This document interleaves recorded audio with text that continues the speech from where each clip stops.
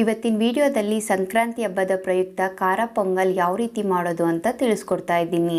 ಇದು ಒಂದು easy and tasty recipe. ಎಲ್ರಿಗೂ ನಮಸ್ಕಾರ. ವಿಲೇಜ್ ವೆಜ್ ರೆಸಿಪೀಸ್ಗೆ ಸ್ವಾಗತ. ಈ ವಿಡಿಯೋನ ಎಲ್ಲೂ ಸ್ಕಿಪ್ ಮಾಡದೆ ಕೊನೆಯವರೆಗೂ ನೋಡಿ.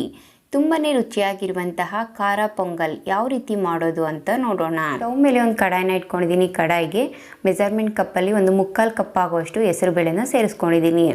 ಹೆಸರುಬೇಳೆ ಸ್ವಲ್ಪ ಕಲರ್ ಚೇಂಜ್ ಆಗಬೇಕು, ಆ ರೀತಿ ಫ್ರೈ ಮಾಡ್ಕೋಬೇಕು. ಹೈ ಫ್ಲೇಮಲ್ಲೆಲ್ಲ ಮಾಡೋದಕ್ಕೆ ಹೋಗ್ಬೇಡಿ, ಕಪ್ಪಾಗ್ಬಿಡುತ್ತೆ. ಆದಷ್ಟು ಲೋ ಫ್ಲೇಮಲ್ಲಿ 1-2 3 ನಿಮಿಷ ಫ್ರೈ ಮಾಡಿಕೊಂಡ್ರೆ ಸಾಕು. ನೋಡಿ, ಈಗ ಹೆಸರುಬೇಳೆ ಸ್ವಲ್ಪ ಕಲರ್ ಚೇಂಜ್ ಆಗಿದೆ.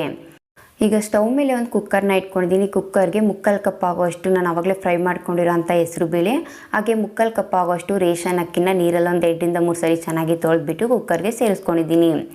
ರೇಷನ್ ಅಕ್ಕಿ ಇಲ್ಲ ಅಂದರೆ ನೀವು ಸೋನಾ ಮಸೂರಿ ಅಕ್ಕಿ ಸೇರಿಸ್ಕೊಂಡು ಸಹ ಮಾಡ್ಕೊಳ್ಬೋದು. ಈಗ ಅದೇ ಮೆಜರ್ಮೆಂಟ್ ಕಪ್ಪಲ್ಲಿ ಒಂದು 4 ಕಪ್ ಆಗುವಷ್ಟು ನೀರನ್ನು ಸೇರಿಸ್ಕೊಂಡಿದ್ದೀನಿ. ಈಗ ರುಚಿಗೆ ತಕ್ಕಷ್ಟು ಉಪ್ಪನ್ನು ಸೇರಿಸ್ಕೊತಾ ಇದ್ದೀನಿ. ಈಗ ಒಂದು ಸ್ವಲ್ಪ ತುಪ್ಪನ ಸೇರಿಸ್ಕೊತಾ ಇದ್ದೀನಿ. ಈಗ ಸ್ಟವ್ನ ಆನ್ ಮಾಡಿಬಿಟ್ಟು ಒಂದು ಸರಿ ಎಲ್ಲ ಚೆನ್ನಾಗಿ ಮಿಕ್ಸ್ ಮಾಡ್ಕೊತಾ ಇದ್ದೀನಿ. ಈ ರೀತಿ ಚೆನ್ನಾಗಿ ಮಿಕ್ಸ್ ಮಾಡಿಬಿಟ್ಟು ಮೀಡಿಯಮ್ ಫ್ಲೇಮಲ್ಲಿ ಇಟ್ಬಿಟ್ಟು ಕುಕ್ಕರ್ ಕ್ಯಾಪನ್ನು ಕ್ಲೋಸ್ ಮಾಡಿ 3 ವಿಸಲ್ ಕೂಗಿಸ್ಕೋಬೇಕು.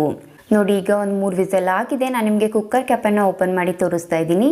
ನಾವು ಇದನ್ನು ಸ್ವಲ್ಪ ಸಾಫ್ಟಾಗಿ ಬೇಯಿಸ್ಕೋಬೇಕು. ನೋಡಿ, ಈಗ ಒಂದು ಸರಿ ಎಲ್ಲ ಚೆನ್ನಾಗಿ ಮಿಕ್ಸ್ ಮಾಡಿಕೊಂಡು ತೋರಿಸ್ತಾ ಇದ್ದೀನಿ.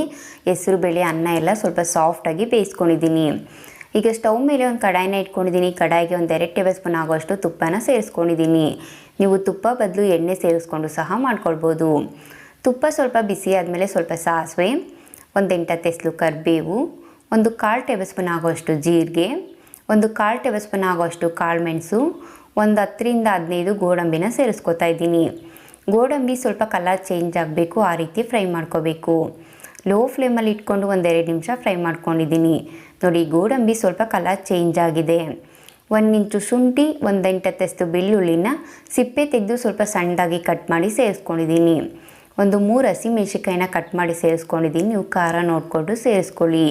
ಹಾಗೆ ಒಂದು 2 ಟೇಬಲ್ ಸ್ಪೂನ್ ಆಗುವಷ್ಟು ಹಸಿ ತೆಂಗಿನಕಾಯಿನ ಸ್ವಲ್ಪ ಸಣ್ಣದಾಗಿ ಕಟ್ ಮಾಡಿ ಸೇರಿಸ್ಕೊಂಡಿದ್ದೀನಿ.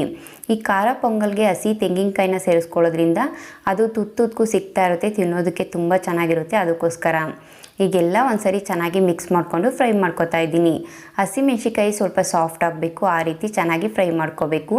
ನೋಡಿ, ತೆಂಗಿನಕಾಯಿನೂ ಅಷ್ಟೇ ಸ್ವಲ್ಪ ಕಲರ್ ಚೇಂಜ್ ಆಗಿದೆ. ಈಗ ಒಂದು 1/4 ಟೇಬಲ್ ಸ್ಪೂನ್ ಆಗುವಷ್ಟು ಅರಿಶಿಣನ ಸೇರಿಸ್ಕೊಂಡಿದ್ದೀನಿ.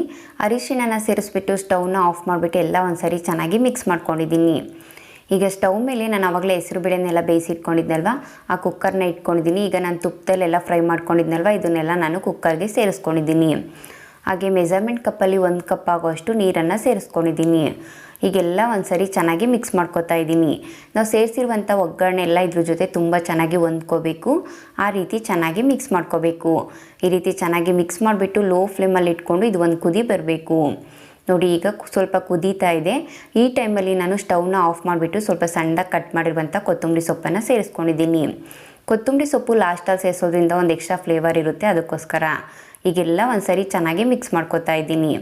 ಈ ರೀತಿ ಚೆನ್ನಾಗಿ ಮಿಕ್ಸ್ ಮಾಡಿಕೊಂಡ್ರೆ ತುಂಬಾ ರುಚಿಯಾಗಿರುವಂತಹ ಖಾರ ಪೊಂಗಲ್ ಸಿದ್ಧ ಆಗಿದೆ. ನೋಡಿದ್ರಲ್ಲ, ತುಂಬ ಸುಲಭವಾಗಿ ತುಂಬಾ ರುಚಿಯಾಗಿರುವಂತಹ ಖಾರ ಪೊಂಗಲ್ನ ಯಾವ ರೀತಿ ಮಾಡಿದೆ ಅಂತ ಹೇಳ್ಬಿಟ್ಟು ನೀವು ನಿಮ್ಮ ಮನೇಲಿ ಒಂದು ಸರಿ ಟ್ರೈ ಮಾಡಿ ನೋಡಿ. ಹೇಗಿತ್ತು ಅಂತ ನನಗೆ ಕಮೆಂಟ್ ಮೂಲಕ ತಿಳಿಸಿ. ಇನ್ನಷ್ಟು ಈಸಿ ಆ್ಯಂಡ್ ಟೇಸ್ಟಿ ರೆಸಿಪೀಸ್ಗಾಗಿ ನನ್ನ ಚಾನಲ್ನ ಸಬ್ಸ್ಕ್ರೈಬ್ ಮಾಡ್ಕೊಳ್ಳಿ.